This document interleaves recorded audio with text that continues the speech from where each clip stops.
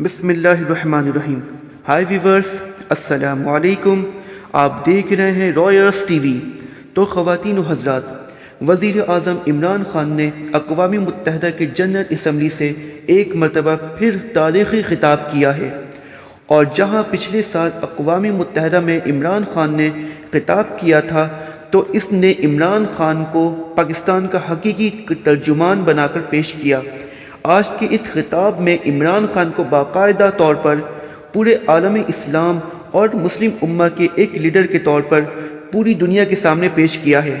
چاہے عمران خان پاکستان کو ریاست مدینہ سے مثال دیں، اسرائیل اور فلسطین کے مسئلے پر بات کریں، یا افغانستان کے مسئلے پر امریکہ کو یہ پیغام دیں افغان انٹرو مذاکرات وہ افغانستان کے اپنے لوگ کریں اور افغانستان کے اندر ہوں۔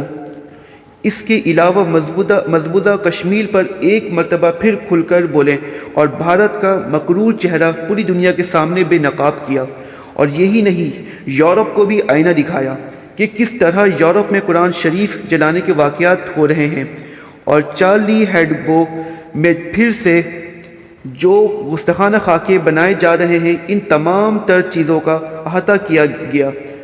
وزیر اعظم عمران خان نے آج کے اقوام متحدہ کے جنرل اسمبلی کے خطاب میں، جس سے باقاعدہ طور پر پوری دنیا میں انٹرنیشنل میڈیا اور آبزرور جو ہیں وہ بھی یہی کہہ رہے ہیں کہ اب عمران خان واحد شخص ہے جو مسلم امہ کے ترجمان اور لیڈر بن کر ابھر کر سامنے آئے ہیں۔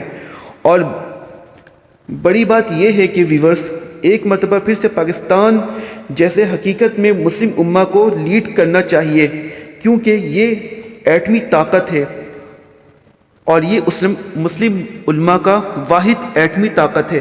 اللہ نے اسے بہت پاور دی ہے، اور اس کا سربراہ جو ہے وہ پوری دنیا میں امت مسلمہ کے لیے آواز اٹھا رہا ہے۔